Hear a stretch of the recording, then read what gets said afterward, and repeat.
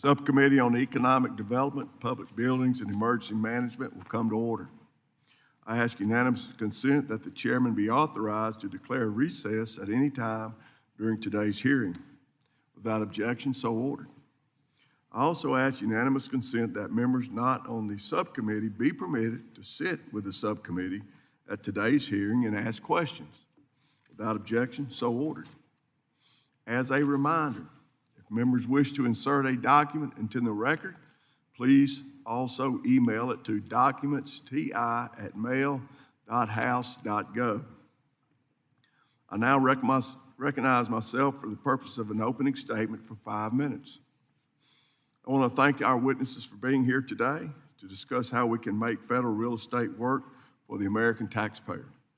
At the beginning of last Congress, this subcommittee hosted a roundtable with industry stakeholders to help members better understand current market trends in office space and how to right-size the federal real estate portfolio. Building on that roundtable, this subcommittee held a hearing that highlighted a report published by the Government Accountability Office on the use of space for federal agencies in their headquarters buildings. The information that GAO uncovered in this report was shocking. While many federal workers' workspace was underused, I don't think any of us expected to see just how devastating the usage numbers are. GAO found that a majority of the agencies reviewed used 25% or less of their headquarters building space. In the case of some agencies, the utilization rate was closer to 9%. Let that number sink in, 9%. Even under the Trump administration's return to the office directives, we know there will be unused space because in the same report, at least one agency admitted that even if 100% of their employees returned to the office, 33% of their space would still be empty. As Mr. Maroney has testified in previous hearings, the federal government spends $2 billion a year to operate and maintain federal office buildings, regardless of whether the building is being used. This means that American taxpayers are literally paying billions for federal office space just to sit empty. In response to the findings from GAO, subcommittee members put forward a slate of bills to improve the use of office space, increase the transparency, and hold agencies accountable. Two key pieces of legislation enacted included, first, the Use It Act, which sets targets for space usage, requires deployment of technology to count actual employees using government space, and establishes timelines, meaning if agencies don't use their space, they'll lose it. Secondly, the FASTA Reform Act strengthens the authority of the Public Buildings Reform Board to identify federal properties that should be sold. On January 5th, 2025, these reforms and others put forth by committee members became law as part of the Water Resources Development Act, or WRDA, of 2024. With some deadlines in those reforms approaching quickly, I look forward to working with GSA, OMB, and the Public Buildings Reform Board on WRDA implementation. I am pleased that Trump administration hit the ground running by identifying the waste in federal real estate and promptly taking action to ensure that taxpayer dollars are not wasted on empty buildings. This is not a partisan issue. Even the mayor of Washington, D.C. has highlighted the negative impact of empty federal offices on the local economy here in D.C. American taxpayers expect Congress to hold the federal government accountable for all of its wasteful spending, and I look forward to working with the Trump administration to achieve results for our constituents. Getting a handle on waste in federal real estate can save the taxpayers billions of dollars annually. Members of both parties should be supportive of this goal. I now recognize Ranking Member, Honorable Mr. Statton, for 5 minutes for an opening statement. Thank you very much, Mr. Chairman. And before I talk about the issue at hand, I just want to speak on behalf of all members of Congress that are present. We lost a colleague last night. Our colleague, Sylvester Turner, brand new Congress member representing Houston, the former mayor of Houston, and before that, a member of the state legislature, sadly passed away after the State of the Union. And I just I've known him for many, many years as a former mayor myself. In fact, he and I had a chance to work together when Houston hosted the Final Four, and then Phoenix was the next city to host the Final Four the next year. So he trained me up, if you will, on how to be a good host for the Final Four. He is a legend of public service in Texas, and we are glad to have the time that we had with him here in the United States Congress. We offer our condolences to his family and to all of the people of Houston. We will miss him. Today we're here to talk about the General Services Administration's Public Building Service. GSA is the agency in charge of managing government buildings, essentially the federal government's real estate agent. Now, many public buildings are underutilized. That is a sentiment shared by both Republican and Democratic administrations in the past. But rather than going through a proper channels to measure building utilization, the Trump administration moved straight to the lease termination and building disposal stage, announcing plans to dispose of more than 400 buildings and terminate 2,500 leases, more than half of the GSA's real estate portfolio. To be clear, this Congress, in a bipartisan way, agrees that we need improved efficiency. In fact, as the chair mentioned, the 2024 Water Resources Development Act, which was signed into law by President Biden in January, directed GSA, the Office of Management and Budget, and federal agencies to measure building utilization over a 2-month period and dispose of space if utilization was below 60%. There is a logical and orderly way to do this, but the Trump administration clearly has no intention of following the word of directive. Instead, there has been mass confusion. Landlords are getting termination letters that their tenants know nothing about. Parties in the middle of lease negotiations don't know what to do. These space disposals are happening at the same time President Trump has mandated a return to work for all federal employees. At the same time that they're making mass layoffs among federal employees, this appears to be a policy at war with itself. Federal employees are returning to offices that are being disposed of. Landlords are getting termination notices for leases that are still in the firm term period. Constituents are concerned that they will not have access to VA health centers, Social Security field offices, or customer service for IRS needs if they want to do anything face-to-face. All of this is happening, and the GSA staff can't or won't communicate. In fact, to get information, we've had to rely on word of mouth from federal employees and reports on the DOGE website, which lists hundreds of lease terminations, Social Security offices, VA offices, and IRS offices while we're in the swing of tax season. In my home state of Arizona, the list includes the Small Business Administration, the Bureau of Indian Affairs, the Railroad Retirement Board, the Forest Services Supervisor's Office, the entity that processes permits and disseminates information for the entirety of the Tonto National Forest northeast of my district, the largest national forest in our state. The forest building is an important hub for monitoring Tonto. If this building is shuttered, we don't know where this work will be done. It is a concern for those of us as we enter the fire season in the state of Arizona. The loss of those buildings can have implications. With the loss of the supervisor's office, this could mean problems for communication and coordination for wildfire response in our national forest. As you can tell, I have a lot of questions about all of this. And a few weeks ago, I met with the GSA's new Commissioner of Public Buildings, Mike Peters, who was leading the Trump administration's federal real estate right-sizing efforts. Commissioner Peters, at that meeting with me, accepted an invitation to participate in this hearing, and for some reason, we don't know why, he has changed his mind and he is not present today. I don't understand. We need to provide oversight over this process. Commissioner Peters has a responsibility to be here to explain this to Congress so that we can provide our appropriate oversight duties. Instead of asking Commissioner Peters my questions, I will pose my questions to the two witnesses who are here today, and thank you for being here. Dave Winstead from the Public Buildings Reform Board and David Maroney from the Government Accountability Office. Mr. Maroney, thank you for testifying before this subcommittee and sharing your research and knowledge of federal real estate. I admire your fortitude. Mr. Winstead, thank you for your public service on the Public Buildings Reform Board, and I look forward to hearing how the board identifies underutilized federal assets and how the process of recommending disposals to GSA and OMB can be improved upon. Thank you, Mr. Chairman. I yield back. Gentleman yields back. I now recognize Mr. Larson, the ranking member. Thank you, Mr. Chairman. Congratulations. You have now two chairmanships on this. I'm telling you. Congratulations. I want to thank Ranking Member Stanton as well, and thank you for holding this timely hearing on the state of the federal real estate. So recent administration actions to reduce both telework and the federal real estate footprint have created confusion and upheaval within the federal real estate landscape. And the proposed changes have the potential to have a negative impact on the workforce, on communities where the workforce lives, the private sector landlords, and on construction contractors. Now, the GSA owns 1,500 buildings and has about 7,500 private sector leases. And according to press reports, the administration plans to reduce GSA's owned and leased portfolio by 50%. In justifying this push for property disposals, GSA's new Public Buildings Commissioner has pointed to, quote, guidance from the 2024 WRDA bill, which many of us worked on.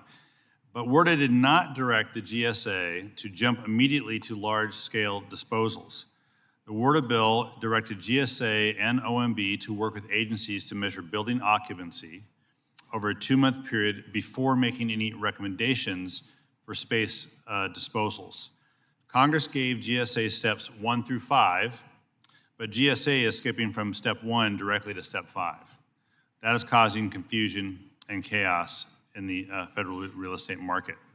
The lease terminations are happening quickly, and at the same time as there's a return to office mandate, as well as the firings, as well as the RIFs. But how can an agency know how much space they require if they don't know how many employees they will have? The only certainty we have is a certain lack of clarity from the administration. These actions are reckless and potentially very costly for taxpayers. For example, last week, the National Transportation Safety Board was notified that its lease was going to be terminated in 4 months. It's my understanding, although we don't have any proof of this in writing, it's my understanding the termination decision has now been reversed. It is fortunate that the NTSB was not put in this position of having only 4 months to move not just their offices, but their laboratory space, while also investigating 1,195 transportation accidents and incidents at the same time, including the recent mid-air collision near Reagan National Airport. After consistently declining to provide staff with information about building disposals, late yesterday, GSA shared a list of 400 plus, quote, non-core assets being considered for divestment from government ownership. The list included the Bonneville Power Administration, or BPA, headquarters building in Portland. Now, many utilities in Washington State and throughout the Pacific Northwest, including the largest public utility in my district, get large amounts of their power from their BPA system. The selling the building would be very disruptive to BPA's operations and therefore to ratepayers throughout the Pacific Northwest, especially disruptive to all the employees who have been ordered to return to work, to work in the office, which is fine, and I support that they do that, but they need a place to go to. Now, BPA leases the building from the GSA and pays for the lease with ratepayer money, not taxpayer money. I pay for the lease space at BPA because I pay rates to my public utility district. I don't think anyone else in this room does that. Selling this building would not lead to taxpayer savings from the BPA budget. People are confused about GSA's activities, and Congress has little visibility into what exactly GSA is doing, and I don't know if GSA knows what it is doing. My own staff is largely getting news of GSA activities from the press, from a Reddit thread titled GSA RIF Megathread. You'll never hear me say that again. And occasionally from ex-GSA employees. One building owner was told that GSA was terminating a lease, but because that lease was still in its because the lease was still in its firm term, GSA was obligated to pay for the space until 2029. GSA's actions have led to confusion amongst the project managers, general contractors, and engineers who are working on construction projects for GSA's public building service. GSA recently rescinded the P100 facility standards, which established the design, architecture, engineering, fire protection, historic preservation, and performance requirements for new buildings and major repair and alteration projects. How does this rescission of the design standards impact construction and renovation projects? Do they need to be redesigned? Do contracts need to be redrafted? Delay and risk are challenging for contractors and expensive for the government and therefore for taxpayers. And on January 24th, GSA paused all acquisitions and lease activities, including the National Deep Energy Retrofit Program. And according to one publicly traded energy company, the current NDER pause may have detrimental impacts on projects currently in construction. We, that is this company, have spent substantial sums on project design, engineering, material procurement, and employee hiring. A prolonged pause of these projects will negatively impact business investment and chill business certainty. So I too am disappointed that Mr. Peters is not with us today, but I do have some questions that we are sending to him. If agency headcounts are in flux, how does GSA know how much space agencies need? Does GSA have the funding and authority to pay expenses associated with closing offices, eliminating leases, and relocating agencies to new space? As GSA cuts its own budget and staff, who's going to do the labor-intensive work of terminating leases and relocating agencies? Is GSA going to hire contractors to replace federal employees?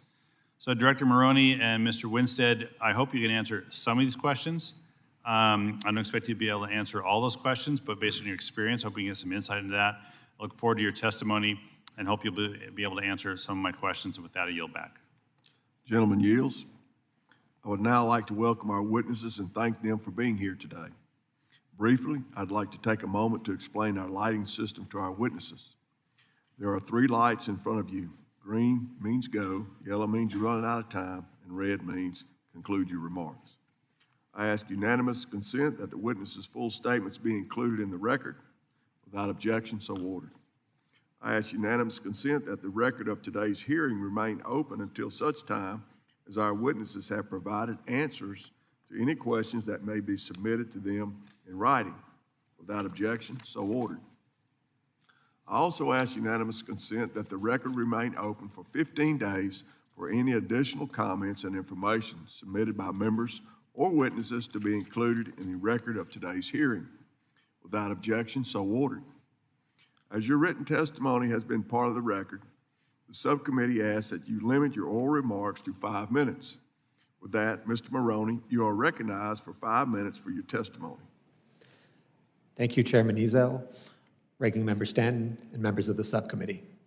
I'm happy to be here today to discuss GAO's views on how to make federal real property work better for the American taxpayer. For more than 20 years, we've identified the management of federal real property as a high-risk area in need of substantial transformation. The federal government has held on to too much space and has been too slow in shedding unneeded properties.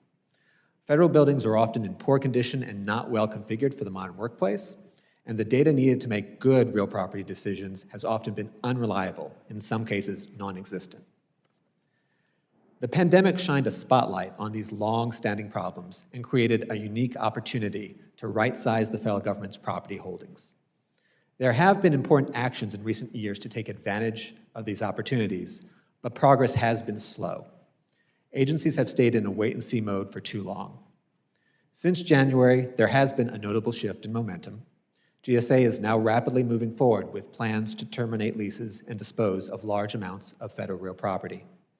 As it does so, it's important that GSA and other agencies balance the goal of speedy reductions with the need for deliberate planning and analysis to help ensure the most effective result for the American taxpayer. There are a lot of moving parts right now that will shape federal real property for years to come. First, the Trump administration's return to office policy and its planned reductions in force are still early in their implementation. By summer, there will be clearer information on the size and shape of the federal workforce and what that means for real property needs. Secondly, under the Use It Act, agencies are now required to measure building utilization across their portfolios for the first time. As a result, by this summer, GSA and agencies will have important new data to inform long-term decisions on the federal real property portfolio. Third, it will take time and money to move out of one property and to consolidate into another. GSA and other agencies need to think through which reductions to prioritize and a funding strategy to implement those reductions in a way that makes the most sense.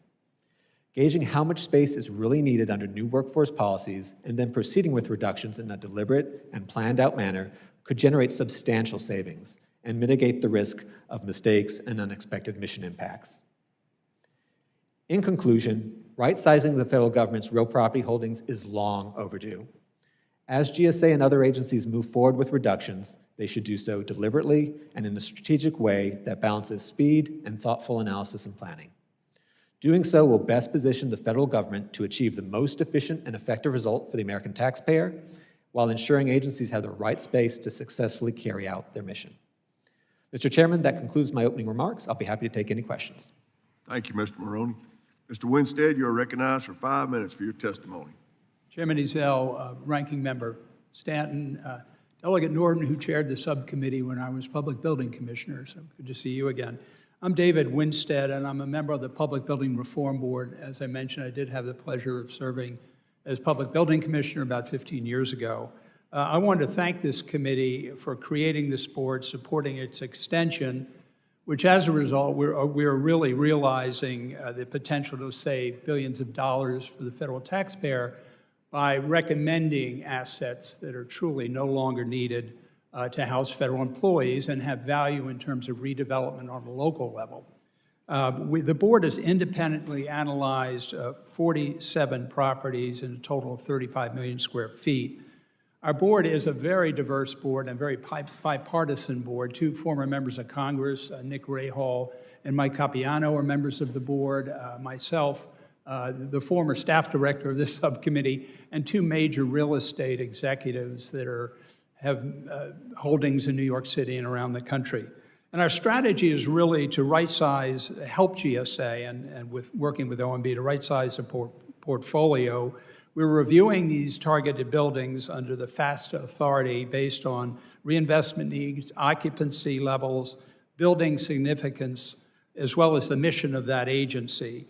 Consolidation recommendations will be targeted towards higher quality federal buildings that Congress has appropriated funds for, that we've had the opportunity to reinvest and have a longer life cycle, and also the flexibility of leased options during the interim of transition.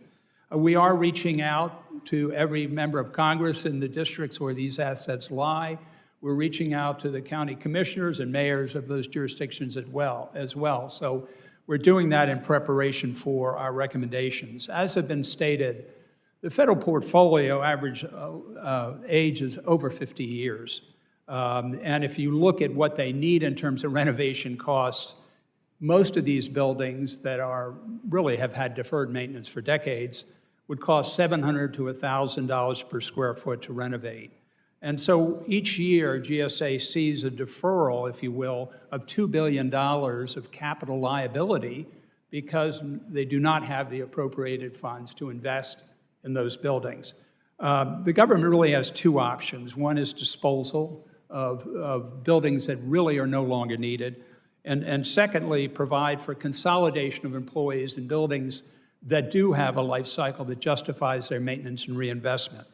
There are really two groups of buildings in that category: pre-war properties and post-war properties. Very interestingly, as an aside, one of the top architects in the District of Columbia looked at some of the pre-air-conditioned historic buildings and said many of those lend themselves to housing renovation, reconversion, more than some of the post-last 50-year buildings. So we are really under our final review of looking at a series of assets. In the next round, we hope that we'll identify approximately $18 billion in cost avoidance over 30 years. The board found in 2023 that there was a 70% decrease in occupancy in these federal buildings. An example of that is the Department of Commerce, where if you count the number of federal employees in that building on an average daily basis, it's about $330,000 to house that federal employee. Another was the Department of Labor, $182,000 per year to house that employee. And we are therefore looking at properties in the district, primarily Miami, LA, Boston, and Atlanta, and we're doing outreach to those communities now. As an example of one of the recommendations that might be on our report, there's an older building in LA called the Wilshire Building, and it houses the FBI and the Passport Office. It is not seismically stable. They haven't had the money to renovate it. So we're looking at innovative ways to report that asset out and to have it redeveloped.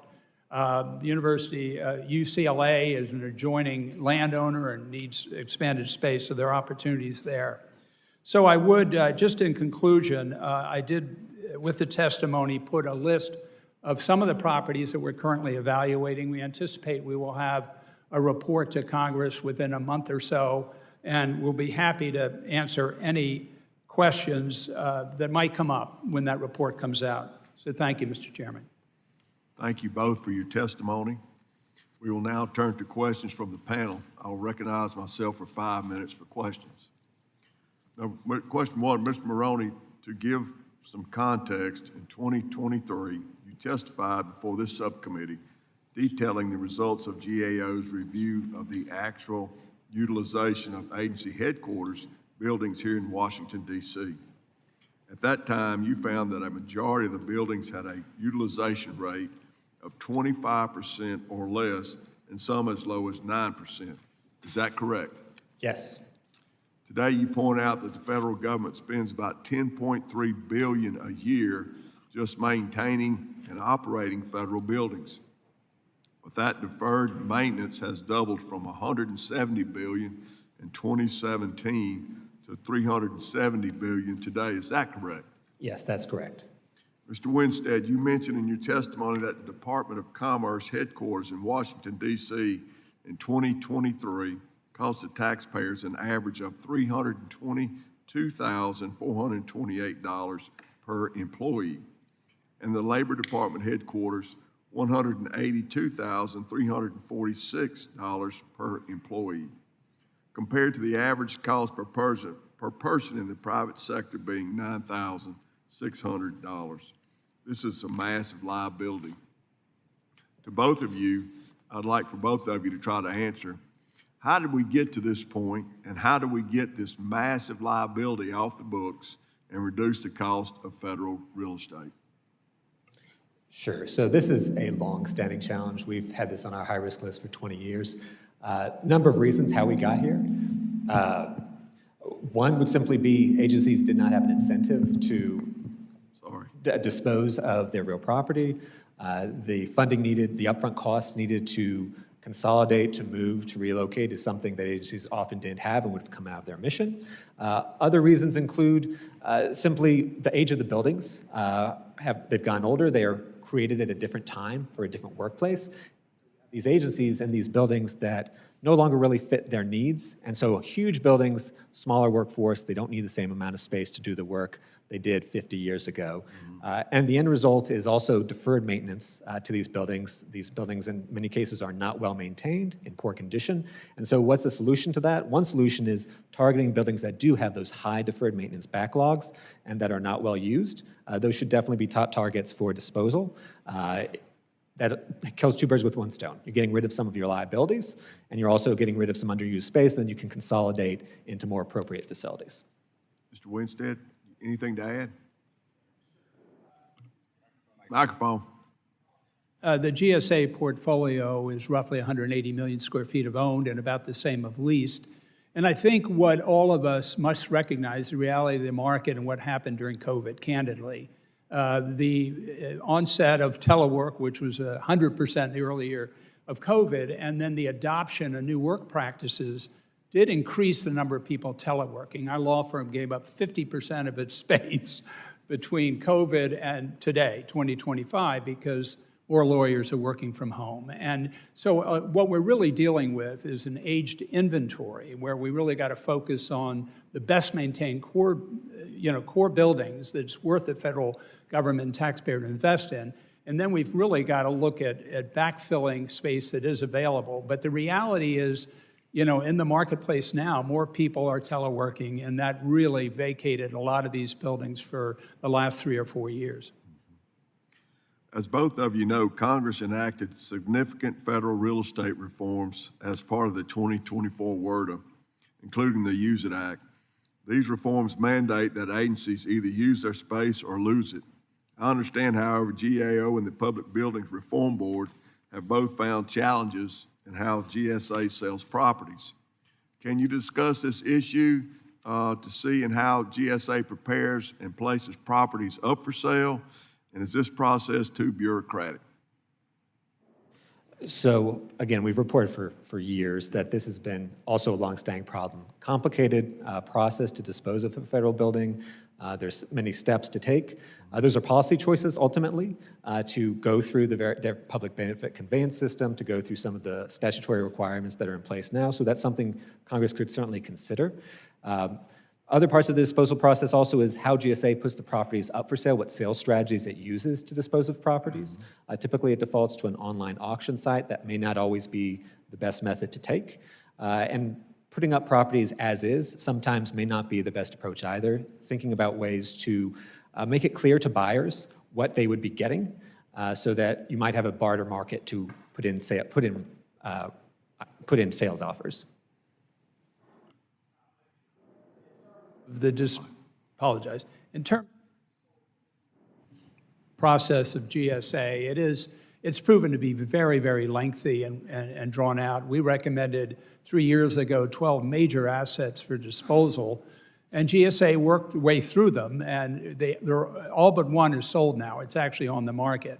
But it's a very protracted process. In the wisdom of Congress, they exempted our high-valued round from both Title V and public benefit conveyance. The assets we report out now are exempted from public benefit.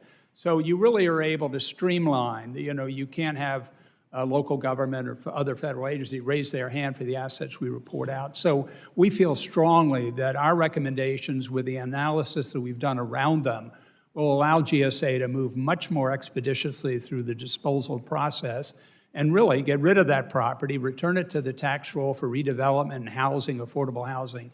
So that's really what our report is targeted at, is making strong recommendations, both reporting to Congress about our recommendations, but also to GSA. Candidly, I think many of the members of the board, two former members of Congress, are disappointed in some of the methods GSA's proceeded on. In reality, a public auction process is not monitored by the highest real estate interest and REITs and other investors in the country. They just don't look at a public auction site. So we're recommending to GSA, because of these complicated assets, some of the ones that we may report out here in the district are large, older buildings no longer needed, and there's a better way, more expeditious way to do it, and also in our judgment, bring in advisory groups to help them determine highest and best use and get the best value back. Gentleman yields. I now recognize Mr. Stanton for 5 minutes of question.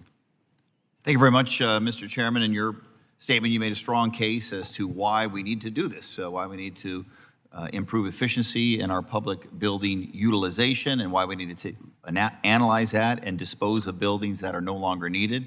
As we've made clear, that's exactly why we passed what we passed in the 2024 WRDA. That was done in an overwhelmingly bipartisan way. And we are improving those processes, and we're in agreement. We want to make sure that we get the highest and best use of those buildings, and those that are appropriate for public benefit, we utilize for public benefit. These are all things that we agree on in a bipartisan way.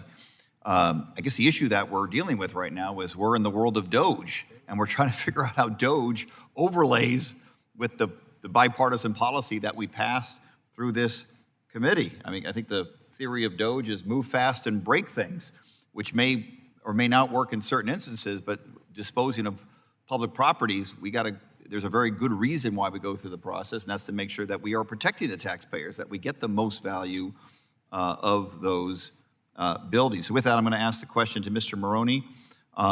Return to work. Was GSA, as far as you know, consulted before the return to work executive order was signed by the president? I do not know. If the agency headcounts are in flux, how does GSA know how much space agencies need? That's a challenge. It's important to know what your workforce is going to be. It's the point I made at the beginning, which is unfortunate Mr. Peters is not here. GSA should be here answering these appropriate questions so that we can do our duty of oversight over the administration. Mr. Maroney, GSA does have a new public buildings commissioner, and soon after he took the position, he said, quote, "It is clear that the footprint of non-DOD federal buildings should be reduced by at least 50%.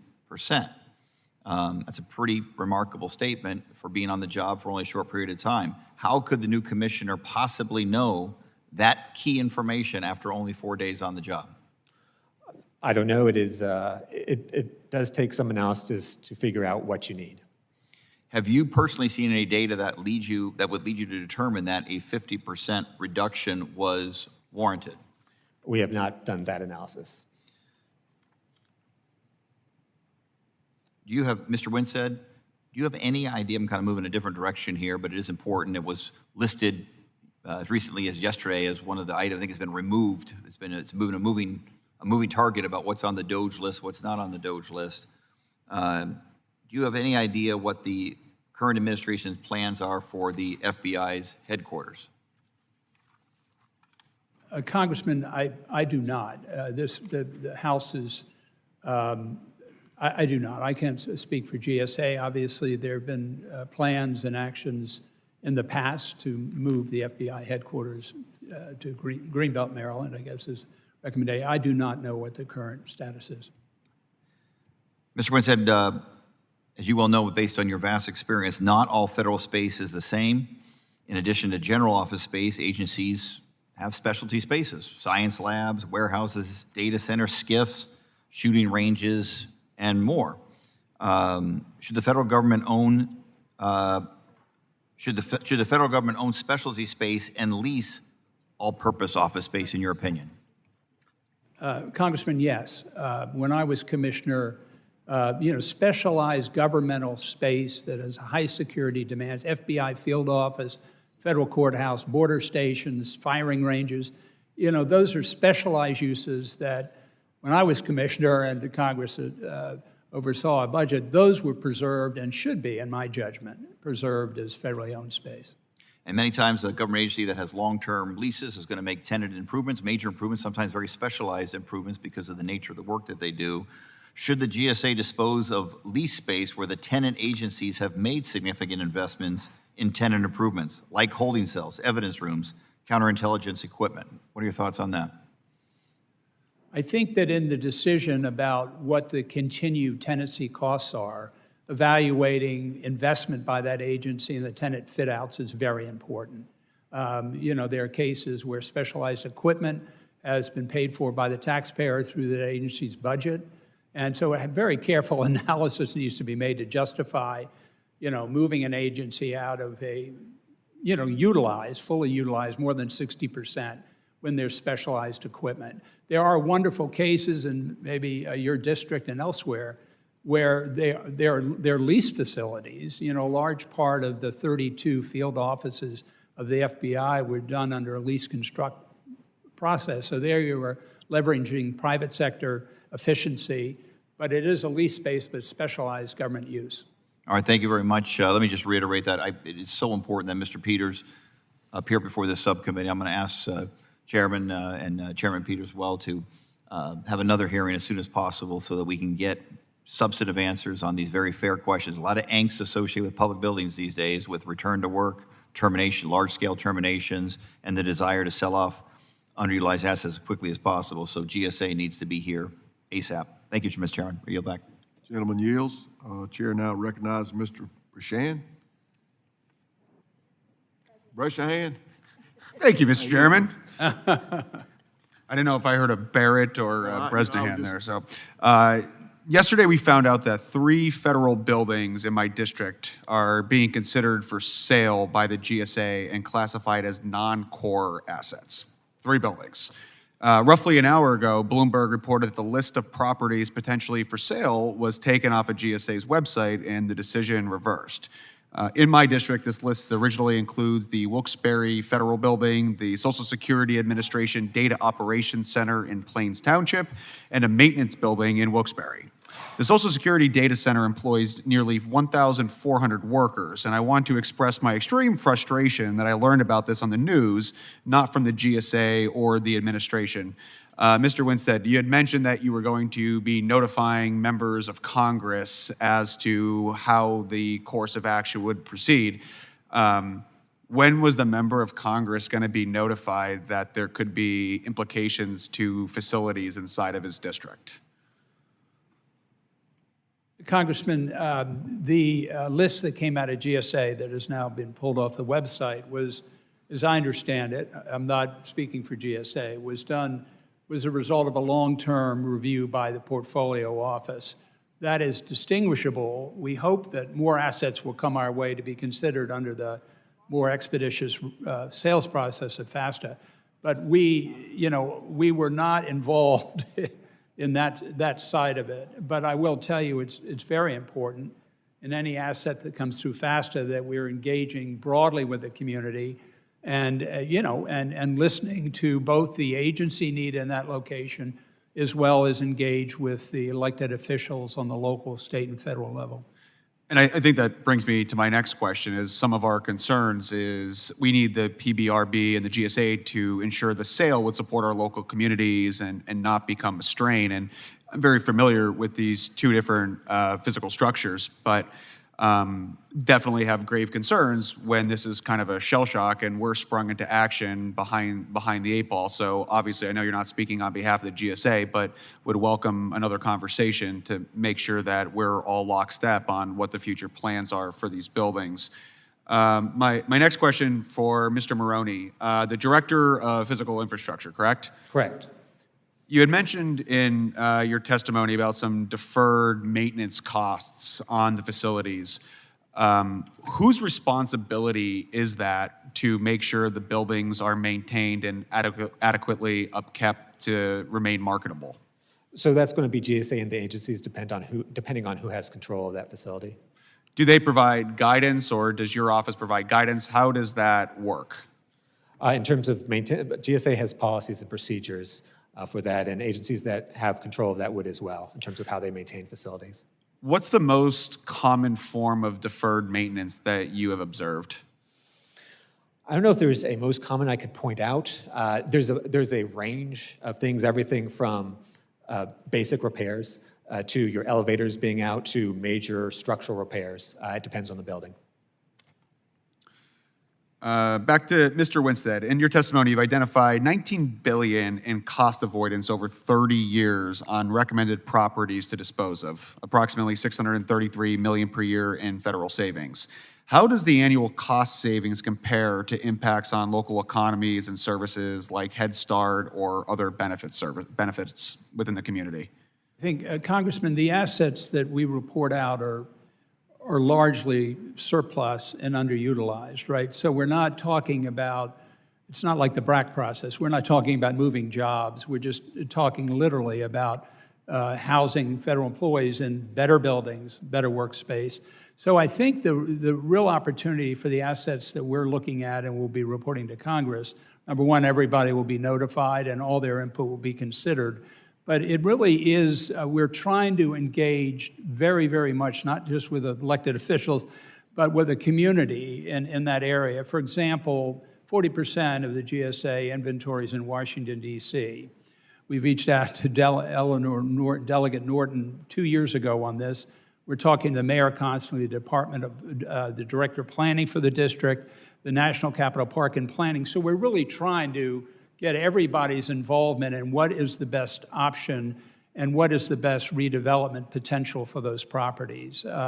So I really don't see a negative downside to this. These buildings, even with the return of federal employees, these buildings are no longer needed, basically. So how do you turn them back? What tools do the federal government, local government, the developer bring to the table to redevelop it with more vibrancy, better amenities, more housing, maybe some office space, probably not. And it goes on the local tax roll. One of the things the district is suffering from is a huge drop in property tax valuations right now. I mean, everybody is, most metropolitan areas are. So I think that, looking at the potential, we're actually, we're analyzing what is the highest and best use. It's a buyer that would take that through the process, but we're trying to get a handle on taking this asset or building. What is the best use and what's the value? Thank you both for being here, Mr. Chairman. I yield back. The chair recognizes Ranking Member Mark Larson for 5 minutes. Thank you. Thank you very much, Mr. Chair. Mr. Winstead and Mr. Maroney, I will answer Representative Bresnahan's question about when are they planning to tell us? Never. And I think the process that we hope they use is one when they notify us sooner than never next time. And we passed this bill as part of the Water Resources Development Act and developed it in a bipartisan way under the leadership of Scott Perry, Representative Perry, so that there was a process, because we wanted to be very clear to GSA, we have too much space. They need to methodically look at the space, look at the numbers of people, and then make some decisions about what to keep and what not to keep. But as I noted in my opening statement, it seems that they instead of doing steps 1 through 5, the GSA just started at step 1 and jumped to step 5 of the Use It Act, and seems that that's where we are right now. But I do think that for Mr. Maroney, thinking about the law that we passed, it was part of WRDA. It's something not WRDA. It was a bill we tacked onto it. Can you talk to me about how, like, given what we put out, how many months would it have taken GSA to just kind of walk through that process to get to where GSA got overnight? So under the Use It Act, within 6 months of the law passing, which was in January, so basically June, they would have needed to, agencies would need to start measuring their utilization. So that's a really key data point. So by summer. By summer. And I don't know, it's not your job to answer this question, but it doesn't seem to me why we can't wait until summer for that. Because there's bipartisan support for that bill. It's not like they're racing against Congress catching up with them. We told GSA to do this. We want them to do this. And it seems like they're racing ahead to do something for some other reason, and I don't know what it is. But we have a process we put in place, just want them to use it. And then if we don't like the answer, shame on us, right, for passing the law. But that would be the answer. Can you talk to me a little bit about the 2019 relocation? I think you were asked to look at the moving of Department of Ag and Bureau of Land Management staff from DC to Kansas and Colorado. You studied that. Can you talk to us about, did that reduce cost? Did it attract highly qualified staff? What was your assessment of the move of those two parts to different parts of the country? So I'm familiar with that report, not in Okay. detail. What I can say is that any relocation is going to involve real property costs. There's going to be transactional costs for the move. I would say there are other issues as well to consider in addition to real property. But we can certainly get back to you with information on that report. You back specifically about that, just to learn some lessons. There might be some good reasons and some really bad reasons to move folks from or functions out of DC or back into DC as well. Mr. Winstead, if you could just answer for me, your first round of recommendations from the group was 47 properties, is that right?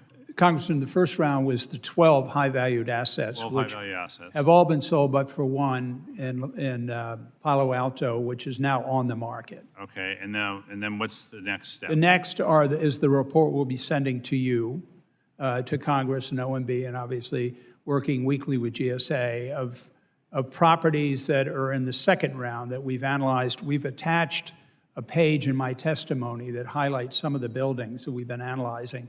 So these are the ones that are going to be addressed in that report. And some of those buildings, if not all of those buildings, are on the list of 400 plus, the list that was put online and taken offline. Right. Is that right? Yeah, but many others, right? These are only maybe 50 assets. So there are a lot of others that appeared on the list that GSA posted. I'm talking about your list. The ones on your list are were on the GSA list that was pulled off.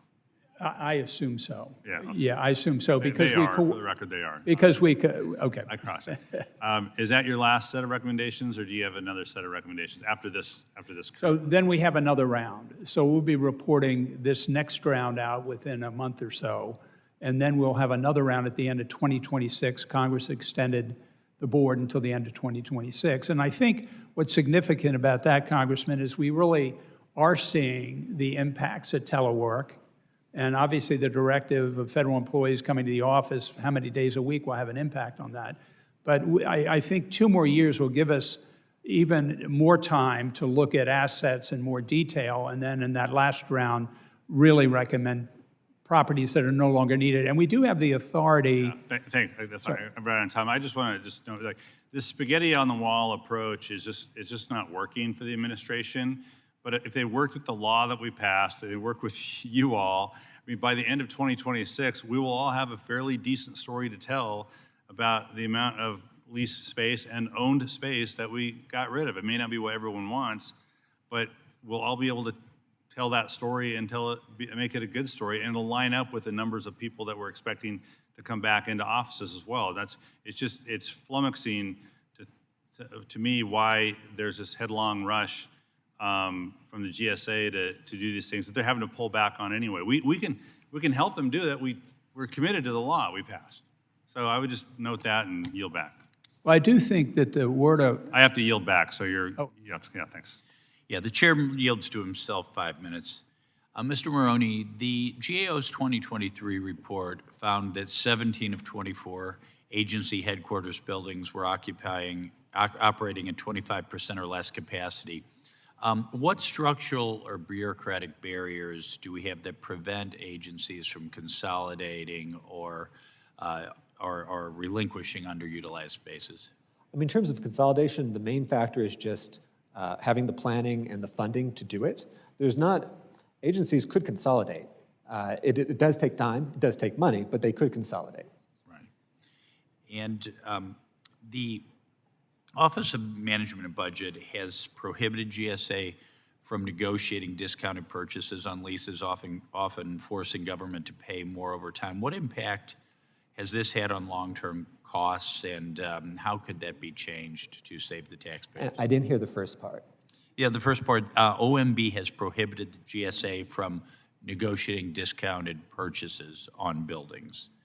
And often that forces the government to pay more than they might have otherwise.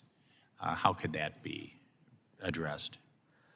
So how it could be addressed if it's a policy, I'm not familiar with that specific policy, Okay. but if it's a policy, it could be addressed by Congress through law or by OMB. Got it, okay.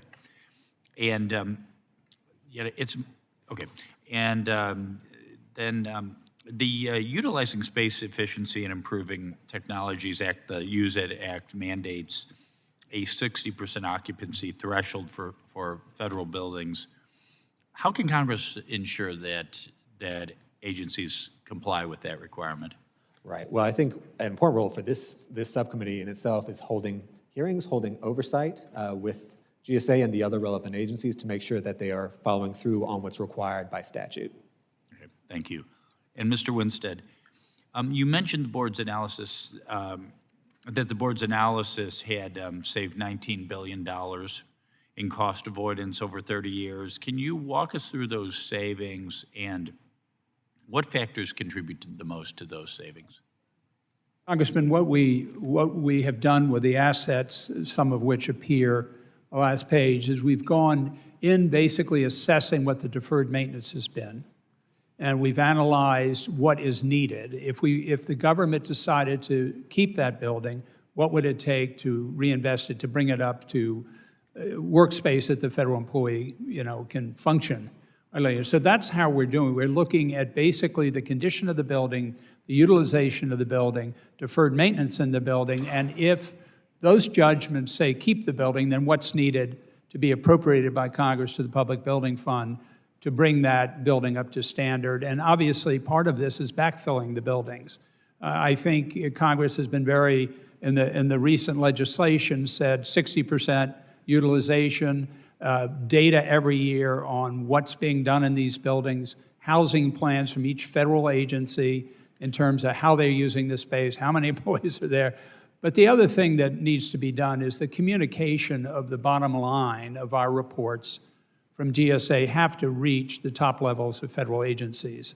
It's got to really a decision, because some of the things we're looking at are underutilized federal buildings here in DC, some of which have agencies' names on them.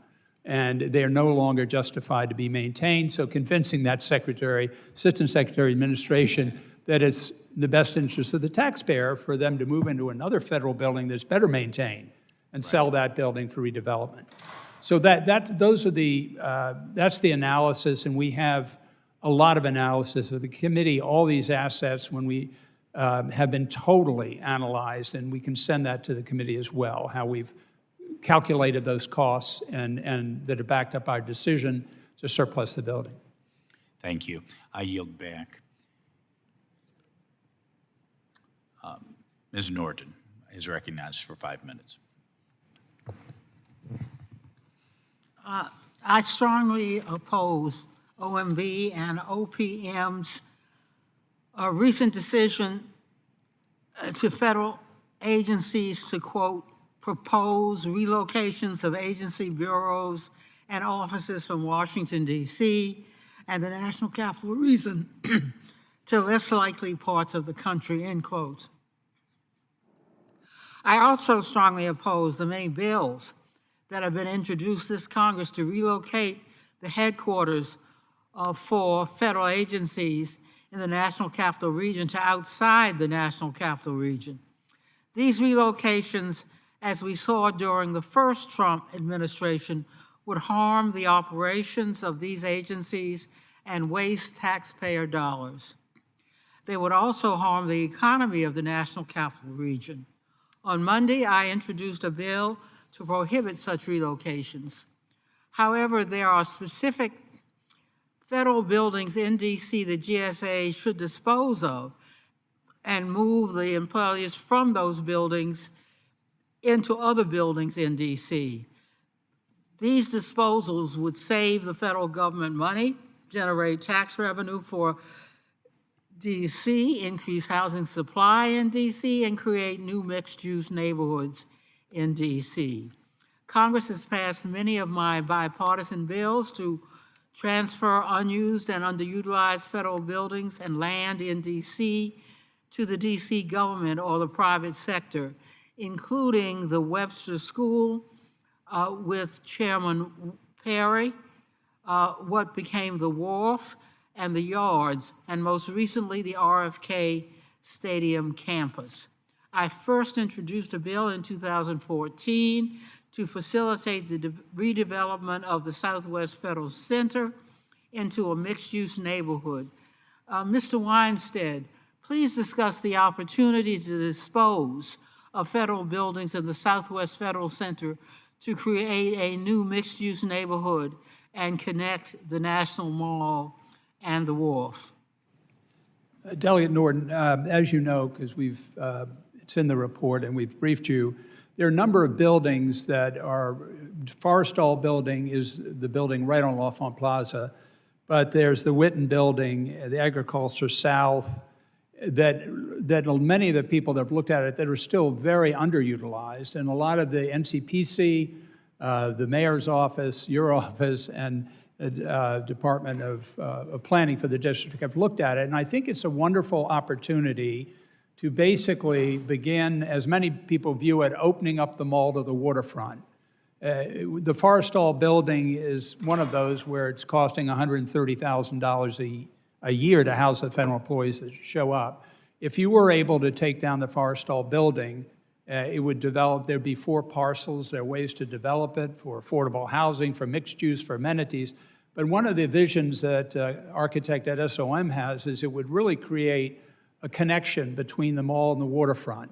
He described it as sort of the Spanish Steps of Washington, D.C. You would get out the end of L'Enfant Plaza and you could go down the steps and get over to the waterfront. So these are some of the visions that are options, if you will, that need to be studied carefully by the Department of Planning for the district, by NCPC, but that's happening. ULI has advised our board on some of these options. So I think it's, in that case, it's very exciting. You're taking grossly underutilized buildings. There are other opportunities to redevelop them if they're historic. One of the buildings in Southwest has already opened as a residential building. It was an historic building. So I think that there's some great opportunities. We're working closely with all the players in the district in terms of what the impact of surplusing these properties are, number one, the timing of them. There is concern generally that we don't want to, all these assets shouldn't come on the market at one time. They should be reported out, but maybe a phasing. Southwest assets I've just mentioned near agriculture are a first phase in my judgment. But so I think I think some very exciting things that people are envisioning. We have developers that have advised through ULI and NCPC, and I think your staff's probably seen those reports. Mr. Weinstein, how would the disposed of federal buildings in the Southwest Center positively impact federal taxpayers and the federal government? Well, the board makes its recommendations to GSA, and their disposal division is the one that handle them. But we have in the past and will continue to make very specific recommendations of how they could be surplused and sold for redevelopment in a phased way. The other thing the board, seeing as we have a couple of major real estate people, just understanding what the highest and best use of that asset is. Really saying, what is it? Is it some residential? Is it some museums for the Smithsonian? In terms of the Forrestal Building, it's adjacent to Smithsonian. So, and how do you phase it? What should be brought to the market first? We'll be working closely with Director of Planning in the district and others to try to help and support that. It's really their actions. Our report and our action is really reporting them out. But we're looking at phasing. We're looking at engaging users, investors, and getting their best ideas. The gentleman from California, Mr. Kiley, is recognized for 5 minutes. Thank you, Mr. Chair. I don't know that there could be a more potent symbol of government waste and inefficiency than the spectacle of federal office buildings just sitting there empty with taxpayers footing the bill. I'm seeing that GSA manages more than 8,300 owned and leased assets totaling over 365 million square feet. That's easy to remember. It's 1 million square feet for every day of the year. That the cost of operating, maintaining, and leasing office space costs $8 billion annually. And yet, a report last year showed an occupancy rate, an average building occupancy rate of just 12%. 12%. So it's interesting because we have this emergent set of talking points here in the Capitol among some that no, the federal government is perfect. There's no need to modernize it, no need to scale it back, no need to improve efficiency in the use of taxpayer resources.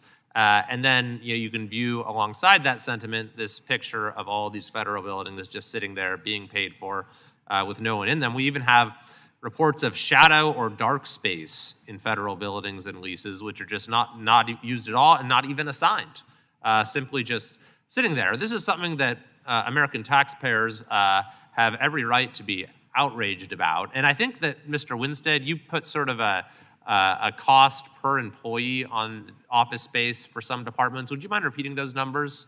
I believe it was in the hundreds of thousands. Yeah, Congressman, we, in our report in March of last year, there was data in it that showed, based on the occupancy, as you suggest, 20% or average of 20%, what is the cost to GSA of maintaining that building per employee? And it varied from Commerce, 160, to Department of Energy, 130, but it's totally unjustified. That's per employee that's actually present, or per just employee? That show up. That show per up. Employee that show up versus per day during the course of the year. Because for everyone that shows up, 4 don't show up, is what? Yeah. Yeah.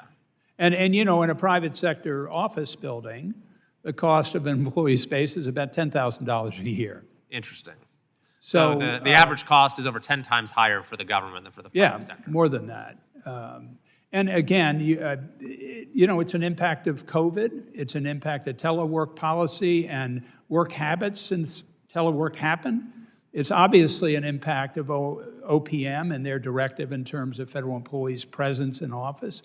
But it really has, the last 2 or 3, 4 years since we've been looking at this, it's really gotten worse, right, in terms of the utilization. I mean, that's fascinating because even the private sector has had, underutilization issues, and you're saying even given that, we're paying 10 times more per employee than they are in the private sector. In the instance of those buildings, at the Right. time we looked at When you did the utilization survey. versus the cost the GSA pays to maintain that building per year, yes, it's over 10 times. I also found it interesting that the GAO has noted that agencies are reluctant to share their headquarters with other agencies, and they cite a lack of mission alignment, which is a little hard for me to understand because, after all, these are all agencies that are serving Americans, are part of the federal government. That seems like enough of a mission alignment. But even if there was none whatsoever, I walk into business buildings all the time that have completely unrelated businesses working next to each other, but also maybe it would be good if the agencies were talking to each other a little more. One of the problems that we have in our bureaucracy is that things are so siloed, so you get an approval from this agency, but then you're waiting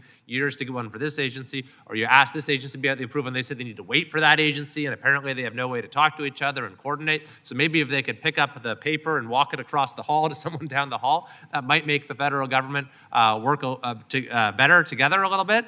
So what do you think, Mr. Maroney? Is there something to be said for trying to get agencies under the same roof? Oh, definitely. Agencies, that reluctance is not acceptable. Thank you very much. Hopefully that's something that we can work on, and I think that we can not only save taxpayers a lot of money, but send a message about the newfound paradigm of efficiency and modernization that we're trying to usher in at the federal level. I yield back. The gentlewoman from Michigan, Ms. McDonald-Rivet, is recognized for 5 minutes. Thank you very much. I'm trying to put these pieces together when we're talking about data collection. And so very clearly, we have to be the best stewards of taxpayer dollars, and we should not be paying for space that is not utilized. We should not be paying for buildings that have very low occupancy. What I'm a little concerned about, so Mr. Winstead, you talked about the data that you've been collecting and the work that you've been doing, which sounds excellent, by the way, about with the impact of telework.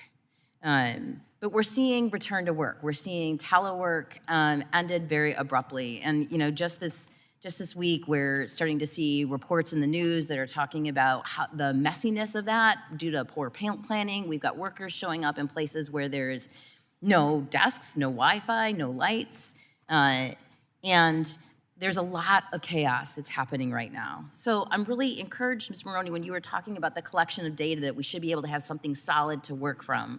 But when I think about the data that you are both talking about over the last several years, as well as what's being collected right now, when we've got mass chaos on the return to work policy, how isn't the data you're collecting now going to be somewhat invalid 2-3 months from now? Isn't there a place where, in the best interest of efficiency and saving taxpayer dollars, we want to be logical and methodical in this? What validity will your data have this summer with so much chaos in the landscape right now? You need good data to make good decisions. That's been a problem in real property for a long time. And with the Use It Act, there is a chance to have utilization data for the first time. When we did our study in 2023, we could only really do headquarters buildings because once you get outside of the National Capital Region, that data really didn't exist. So the Use It Act is a really important step to both set benchmarks and get the kind of data you're describing. And that data is really important if you're deciding what buildings to dispose of, because understanding the utilization profile is really essential in addition to knowing how many people are going to be coming into those buildings. Of course, no argument here. My question is around the data collection. So as we are seeing a little bit of a hiccup around this return to work, how are those data collected? And in what timeline? So can you really count utilization if people are in offices where there are no lights or no Wi-Fi as we try to work through this? So under the law, agencies will be required to at least use badging data, swipe data. So understanding the problems you're highlighting for people working in those spaces if they don't have I'm sorry, them. sir, but over what time period? Pardon? Over what time period? Over what time period? The badging data, I believe they are required to start measuring in 6 months, so June, summer. They start measuring in June? Yeah, they have to start measuring in June and use at least badge swipe data. They can use other technologies as well. That's part of the law. But badge swipe data would allow you, if someone's coming into the building, regardless of the quality of the workspace they're in, it would give you a sense of how many people are coming into the building. Okay, thank you. I yield back. The gentleman from Alabama, Mr. Figures, is recognized for 5 minutes. Thank you, Mr. Chair. Mr. Maroney, I think most of my questions will be for you. And I just want some clarity because I'm down in Mobile, Alabama. That's where I'm from. My district covers a few other cities, including Montgomery, Alabama. But we hear through media reports of different facilities being identified. Some are on the DOJ list, some are not on the website. And so in hopes of getting some clarity around the process, how these decisions are being made. I'm hoping that we can get some understanding here. Do you personally communicate with anybody on the Doge team? With personally communicate with Doge, we have not. Oh, is that just for you and your component office, or is that for the entire organization? So GA, I know, has had some limited interactions with Doge, but in our overall work, most of our work is with GSA, since they're the action on federal property. Right. But during the GSA process for acquisition, you guys are in contact with GSA? For any of our audit work that's on federal property, we're almost certainly going to be in contact with GSA. And before the Doge process, did you guys have a role in the, let's call it, getting rid of any physical property? So our role is to investigate and look at ways to do disposals more effectively and efficiently, just overall government operations more effectively and efficiently. So we have been involved over the years in looking at this challenge of underused space, of how to dispose of that property and right-size real property holdings, but as an independent auditor, not as involved in the decision-making process. Got it. But you guys have that expertise and that We do have that background in expertise. terms of investigating. Yet you guys are not being consulted in the process currently. No, although we typically would not be. We're not involved in executive branch decision-making, so we ask questions based on our audit objectives, and we want information back on those questions, but we aren't involved in the decision-making process. Absolutely. And Mr. Winstead, I do have one for you as well. As we're making these, my concern is that these decisions are being made so fast, and I'm in, I think, the same boat as everybody. I don't think anybody wants us to be sitting on unused real estate and paying for it. But I get the feeling that these decisions are being made so fast and so just in such a rush that there is not sufficient investigation going on or sufficient collaboration going on in terms of what are the long-term needs or what are the possible needs of leases that we're terminating. And I'm also, we're getting reports that Doge is saying that they terminated leases that were terminated months ago, if not years ago, before the Trump administration came in. And so it just leads me to being very concerned about communication and streamlined communication as the decision-making process is going forward with which leases to terminate. Again, if we don't need it, we should terminate it. But can you talk to us a little bit about the suggestions that you would provide in terms of making sure that the decision process is being as informed as it can possibly be? Sure. Congressman, so with the assets that I referred to in this report and that we're really examining and have been, we've done it over a longer period of time, and this isn't something that's just happened. We've really been looking at it for 2.5 years. And our engagement with the administration is both directly with the commissioner on a weekly basis and also OMB on not a weekly, but a regular basis in terms of what we're finding, in terms of the sustainability of that building and the lack of need for it over the long term, and then so that our recommendations are fully vetted with the agency and that their review, GSA's independent review of their portfolio, can consider what we're looking at in the assets that we've targeted as the highest value, the grossly, most of them totally unutilized, and the best return to that host jurisdiction in terms of redeveloping that property for generation. It goes on the local tax roll. It creates new construction jobs and that kind of thing. So we are very much engaged coordinating with the Commissioner of Public Buildings, Mike Peters, his team, and also the new OMB people that are overseeing GSA. Thank you. Mr. Speaker, I yield back. Or Mr. Chairman, I'm sorry. The chairman recognizes the gentleman from Tennessee, Mr. Cohen. Thank you, sir.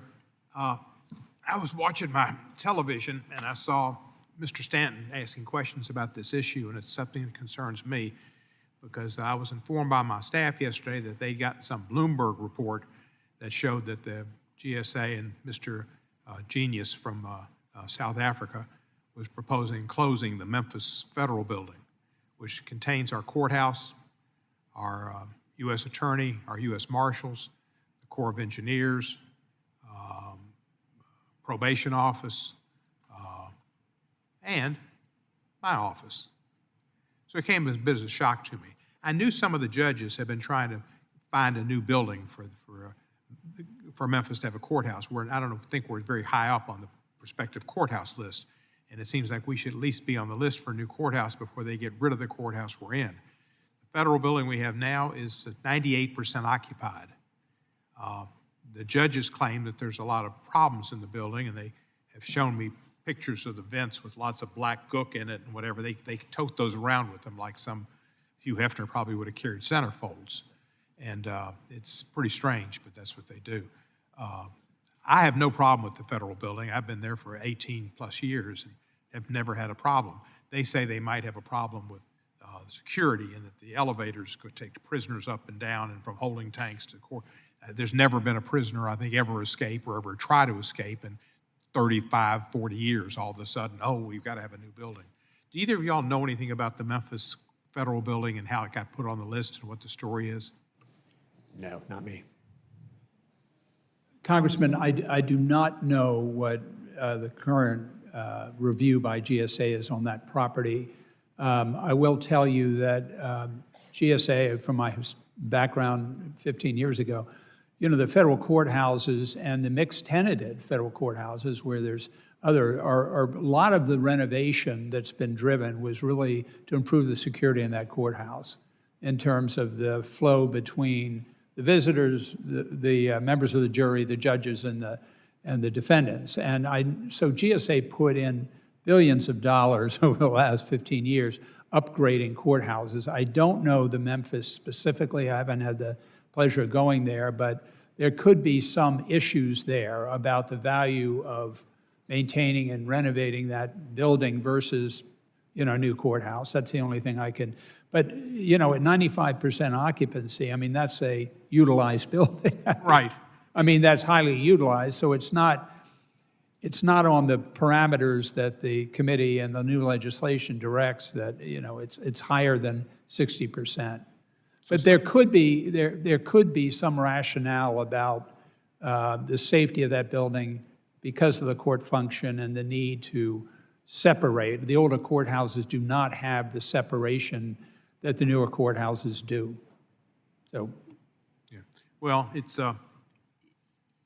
more difficult to get into the building with the security we have and the limited entries they have now than it would be to get into Charlie Palmer's giving steak away. Charlie Palmer's isn't here anymore, Capitol Grill or whatever. So y'all, I was just shocked, and I guess, I don't know if GSA is out there listening. GSA, if you're listening, please find the tapes, the letters, it was the letters, the emails, yeah. But I imagine they're listening. The congressman has more to do with that building than the judges. The judges, I don't know how they found the time to spend all this time trying to find a new building when they've got all these cases to deal with.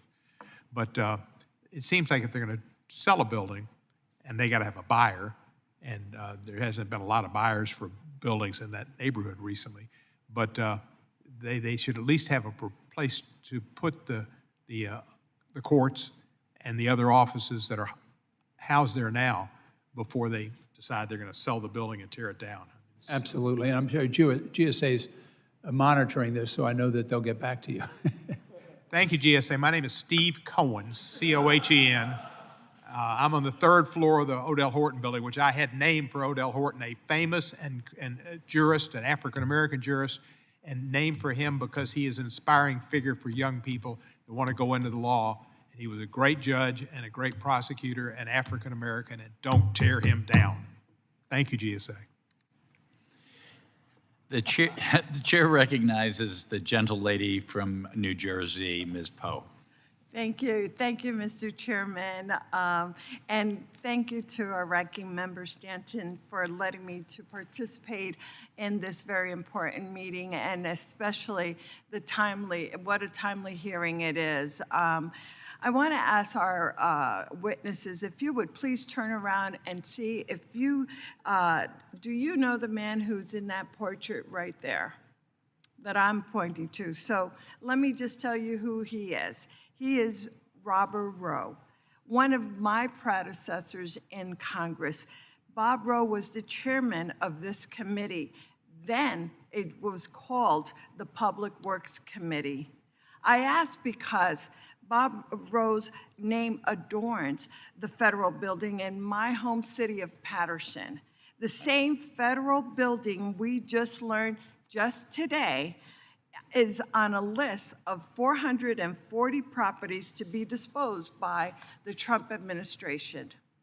The IRS and the Social Security office have public office facing there at this very moment, serving the people of the third largest city in the state of New Jersey and all of our other neighboring towns. The lines to access needed services form very early in the morning. The Rowe Building is a critical resource for our community. Just last year in October, the GSA awarded a contract for $5.8 million, courtesy of the Inflation Reduction Act, for the much-needed renovations and repair. So now, less than 6 months later, the proposed sale of the Rowe Building strikes me as totally nonsensical. And I will vigorously, as you can see, will indeed oppose this. So I want to ask, and I want to start with Mr. Winstead. Can you please explain to me and to this body here how the list of the buildings to be sold was compiled?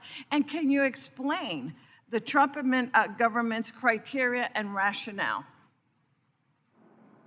Congresswoman, that building, the Rowe Building, is not on the list that our board is looking at. It was issued on a list that came out, I think, Tuesday. Right. And then was withdrawn. I think, again, I think that GSA will fully get in touch with you on that, and I'll obviously convey that as well. But so that list was withdrawn, I think, last night. So let me just say, well, first of all, I'm very happy to hear that. But to be honest with you, for us to be hearing, I know one of my fellow colleagues spoke about it just before I did, to hear that these lists or these properties, to hear from the public, which is how I actually learned about it, because it was in the newspaper, not because anyone notified. And the fact that if it was in fact withdrawn, we get absolutely no notification and information. So I really believe, Mr. Chairman, and to our two folks that are here today presenting testimony, we really have to have a better line of communication so that we can avoid these things from happening. I'm very happy to hear that. I look forward to GSA communicating with my office to letting us know what is the real status. Believe me when I tell you, when we are dealing with one of the most highly needed, and I listened very carefully to your point earlier when you were mentioning a response that it is based on the highest and best use of the building. There could be no better use for that building than for the use of making sure that they are providing the much-needed services to the people of our district, and they are doing their job. So I'm going to just be looking out for that, and thank you so very much for your comment. So I'll be looking out for that. Thank you. I yield back. Thank you. Thank you. The gentlelady yields back. Are there further questions from any of the members of the subcommittee who have not yet been recognized? Seeing none, that concludes our hearing for the day. I would like to thank all of the witnesses who appeared before us today. The subcommittee stands adjourned.